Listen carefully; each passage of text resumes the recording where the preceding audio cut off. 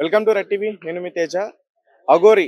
So మనందరికీ తెలిసిందే, అఘోరి పైన విపరీతంగా ట్రాన్స్జెండర్స్ అయితే మొత్తం కూడా కేసులు పెట్టడం జరుగుతుంది. ఎందుకంటే ముఖ్యంగా తను అసలు ట్రాన్సే కాదు, అతనంటే అతనికి ఒక స్టోరీ ఉంది, దానివల్ల అతను ట్రాన్స్ గా మారాడు. అలాగే అతను పెళ్లి చేసుకున్నాడు ఒక అమ్మాయిని, వాళ్ళిద్దరు కాపురం చేయలేరు, ఇద్దరు అమ్మాయిలు కాపురం చేయడం అసాధ్యం అంటూ కూడా చాలా మంది కొన్ని పోలీస్ స్టేషన్లకు వెళ్ళైతే మాత్రం కంప్లైంట్ చేస్తున్నారు. ఒకసారి మనతో పాటు మాట్లాడడానికి ఇక్కడ కొంతమంది ట్రాన్స్జెండర్స్ ఉన్నారు.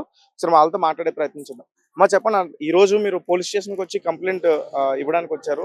తీసుకున్నారా పోలీసులు కంప్లైంట్? కంప్లైంట్ అయితే రాష్ట్రం అండి. డాక్టర్ అంబేద్కర్ గురించి, అలాగే మా ట్రాన్స్జెండర్స్ గురించి చాలా తప్పుగా మాట్లాడాడు వాడు.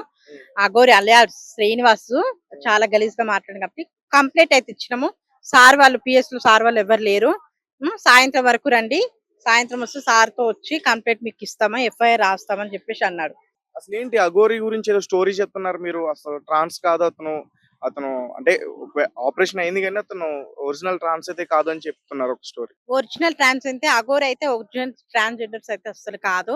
ఒరిజినల్ ట్రాన్స్జెండర్స్ అంటే మేము ఏంటంటే, మేము 14 సంవత్సరాల నుంచి మా ఫీలింగ్స్, మా హార్మోన్స్ చేంజ్ అవ్వడం వల్ల ఒక అబ్బాయి నుంచి ఒక అమ్మాయి లాగా మా నడక విధానం, మా మాట విధానం, మేము చూసే విధానము, మాకు ఒక అబ్బాయి పక్కన ఉంటే ఫీలింగ్స్ వస్తాయి కానీ ఒక అమ్మాయి పక్కన ఉంటే మాకు తోడబుట్టిన అక్క కన్న తల్లి అని అనుకుంటాము.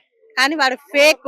అఘోరి గాడు అన్నది ఫేక్. ఏంటంటే వాడు మెయిన్ పాయింట్ ఏదైతే ఉందో, వాడు దానికి కొంచెం ఇన్ఫెక్షన్ వచ్చి వాడు మా ట్రాన్స్జెండర్స్ దగ్గరికి వెళ్ళి ఆపరేషన్ సర్జరీ చేయించుకున్నాడు. మెయిన్ సర్జరీ వచ్చిందా లేకపోతే ఇంతకు ముందు ఏవో క్షుద్ర పూజలు చేస్తుంటే ఎవరో పట్టుకొని కొట్టారు, ప్రైవేట్ పార్ట్ పైన కూడా కొట్టారు అనే స్టోరీ కూడా చెప్తున్నారు కొంతమంది. అది ఎంతవరకు కరెక్టో ఎంతవరకు అబద్ధం అయితే మాకు తెలీదు. మాకు తెలిసిన వరకు, మా ట్రాన్స్జెండర్స్ మాకు చెప్పిన వరకు అయితే దానికి కొంచెం ఇన్ఫెక్షన్ రావడం వల్ల వాడికి ఆపరేషన్ చేయడం జరిగిందంట. వాడు ఆపరేషన్ అయ్యి కొన్ని సంవత్సరాలు కూడా కాలేదు, తిప్పి తిప్పి కొడితే 9 నెలలు అవుతుందిరా నా కొడక నువ్వు ఆపరేషన్ అయ్యి గలీజ్గా. మా దాంట్లో సుత్తర పినీసు కూడా పోదు, సుత్తర పోవడానికి పనికి వస్తుంది. రా నేను చూపిస్తా అది ఎందుకు పనికొస్తుందో, మేము ఎలా ఉంటామో, మామేందో, మా జీవనార్థి ఏందో మేము చూపిస్తాము. ఇంకొకటి, వాడి వల్ల ఇంత ముందుకైతే మేము ఎలాంటి మీడియా ముందు కానీ సోషల్ మీడియా మేము మాట్లాడలేదు.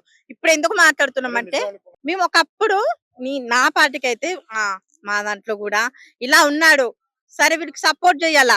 పోనీతి ఒకరు డాక్టర్ అవుతున్నారు, ఒకరు ఇంజనీర్ అవుతున్నారు, ఒకరు కానిస్టేబుల్ అవుతున్నారు, వీడు అఘోరిగా వచ్చిండు జోబన్ మంచిది అనుకున్నాం మేము.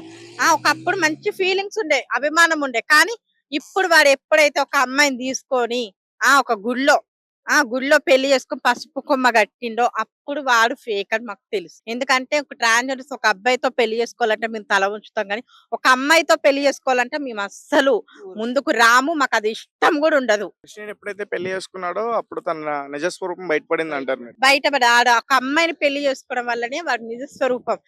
ఒకరు మీడియా వాళ్ళు కూడా ఇంటర్వ్యూకి వెళ్తే, అమ్మ మీరు కూడా చాలా అందంగా ఉన్నారు, మీ అందరికి మేము ఫిదా అయ్యాము, నేను ఫిదా అయ్యాను చెప్పేసి అన్నాడు. ఒక అమ్మాయిని మేము చూస్తే, దాని దగ్గర ఏముంది అందము, నా దగ్గర ఉంది అందం అని చెప్పేసి మేము అనుకుంటాం, కానీ దాని అందం చూసి ఫీలింగ్స్ అలా ఉంటాయి. మా ఫీలింగ్స్ అలానే ఉంటాయి. ఒక అమ్మాయిని చూస్తే మాకు ఏంటంటే దాని మించిన అందం ఉండాలా. దానికి అది నడుస్తుంటే ఏముంది, మేము నడుస్తుంటుంటది అని చెప్పేసి అనుకుంటాం, కానీ మీలాగా శ్రీనివాసు నీలాగా అయితే మాత్రం మేము అమ్మాయిలను చూసి, అమ్మాయిల అందాన్ని చూసి మేము ఫిదా కాము.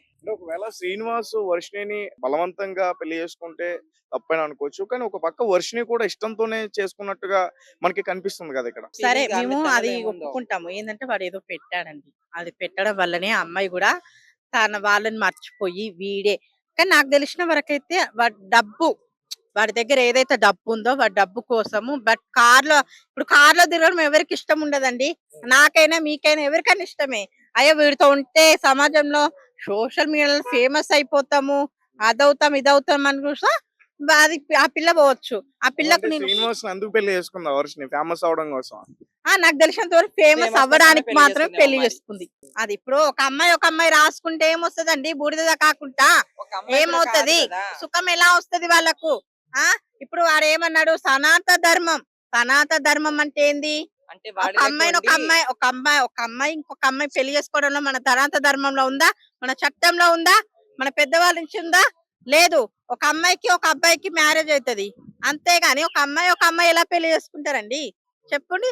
ఇప్పుడు మేమున్నాము. మా దాంట్లో పెళ్ళిళ్ళవుతాయి. మా దాంట్లో పెళ్ళిళ్ళంటే మేము ఆపరేషన్ చేసుకొని 41 రోజులు నరకం పడి ఆ! మాకొక రోజు జల్సా మేము దాన్ని జల్సా అంటాము. ఫంక్షన్ చేసినప్పుడు ఎవరైతే మా గురువులుంటారో వారు మా మాత పూజ మా అమ్మవారు మాత పూజ చేసి మాకు పసుపు కొమ్మ కడతారు.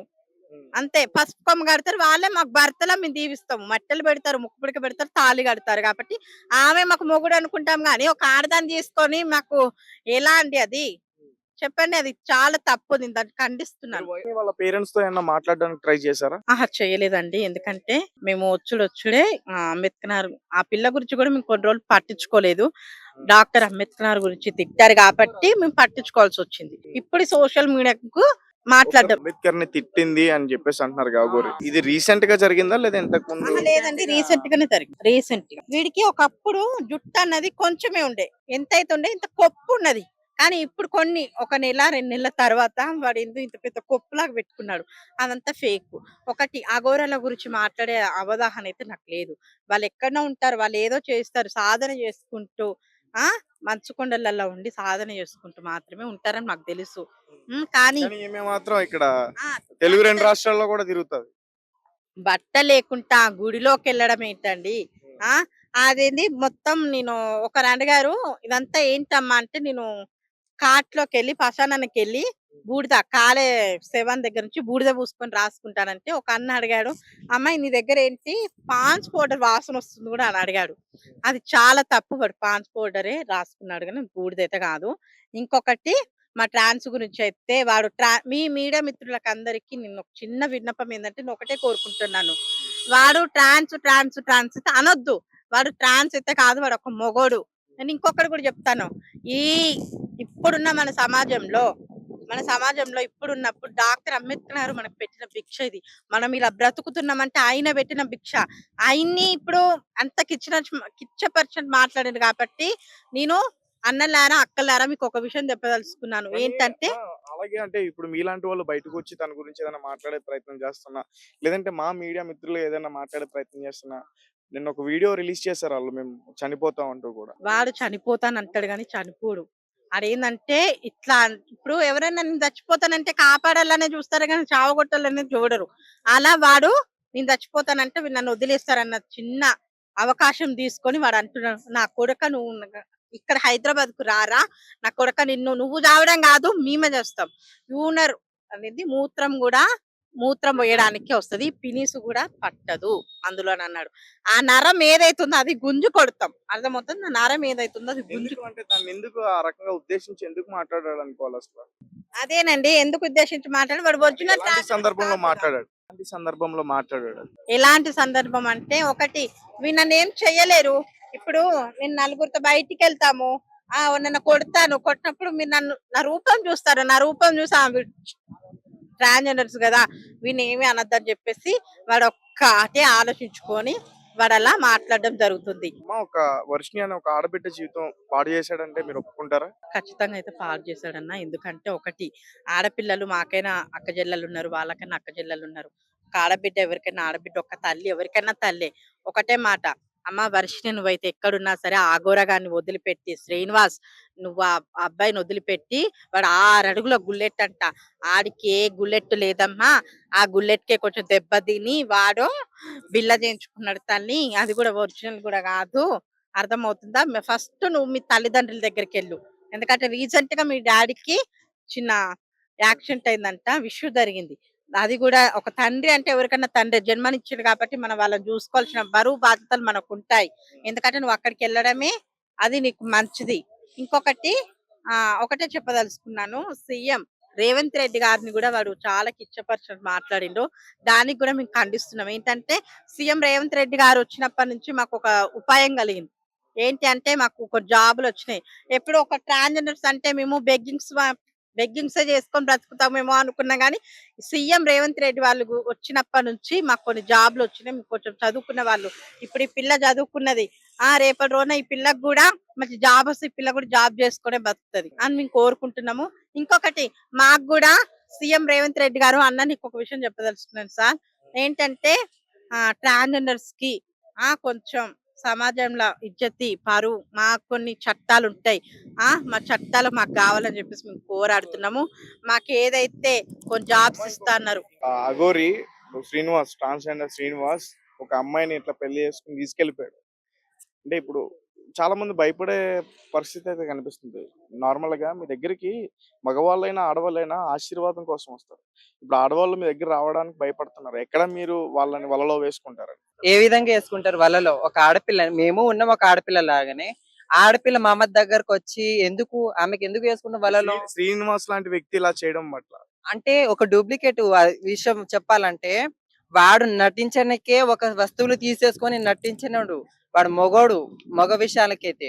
అయితే వాడు ఏ విధంగా ఆడదాని లెక్క అయితే మా ట్రాన్స్జెండర్ అయితే అసలు కానే కాదు. సమాజానికి వాడు కూడా ఈ విషయం వలన చెప్పాలంటే మా దగ్గరకు వచ్చే వాళ్ళు కూడా భయపడుతున్నారు. ఏ విధంగా వాడేదో చేసినాడని మనం కూడా ఎప్పుడు ఏ ఉద్దేశాలతో మనం తప్పుగా చేసుకోవద్దు. అయినా అందరు ట్రాన్స్జెండర్ ఒక విధంగా ఉండరు.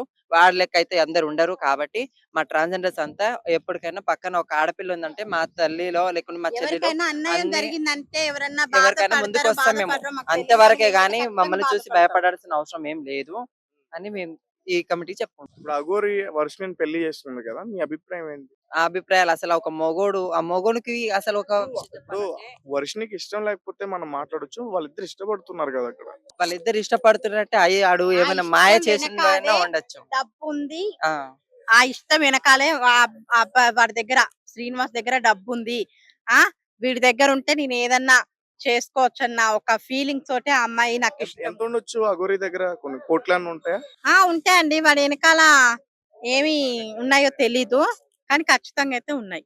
ఇన్ని అరాచకాలు చేస్తున్నా, ఇంత అందరికి ఇలాంటి అమ్మాయిల్ని తీసుకెళ్లిపోవడం, పెళ్లిళ్ళు చేసుకోవడం ఇన్ని చేస్తున్నా కూడా ఎవరు కూడా అతని పైన సరైనటువంటి ఎంక్వైరీ చేయట్లేదు, అదుపులోకి తీసుకోవట్లేదు. నేను ఒక్క మాట చెప్పదలుచుకున్నాను ఏంటంటే, రక్ష పట్టకులకు కూడా అదే పోలీస్ వాళ్ళకు కూడా నేను ఒక విషయం చెప్పదలుచుకున్నాను ఏంటంటే, వాడిని చూసి మీరు భయపడొద్దు. ఉమ్. ఆ ఇప్పుడు మేమొస్తే మమ్మల్ని ఎట్లాగో మీరు పట్టించుకోరు. కానీ నా కొడుకు ఒక అమ్మాయికి, ఒక ఆడబిడ్డకు ద్రోహం చేశాడు కాబట్టి వాడిని మాత్రం మీరు చట్టప్రకారంగా చర్యలు తీసుకోవాలని మనస్ఫూర్తిగా కోరుకుంటున్నా. మిమ్మల్ని కూడా అతి గలీజ్గా ఏం ఎక్కుతావురా పోలీసులు తిట్టాడు. అలా ఎప్పుడు తిట్టకూడదు. ఎందుకంటే వాళ్ళు ఉండబట్టే మనము సమాజంగా తిరగలుగుతున్నాము, హాయిగా ఇంట్లో పడుకుంటున్నాము.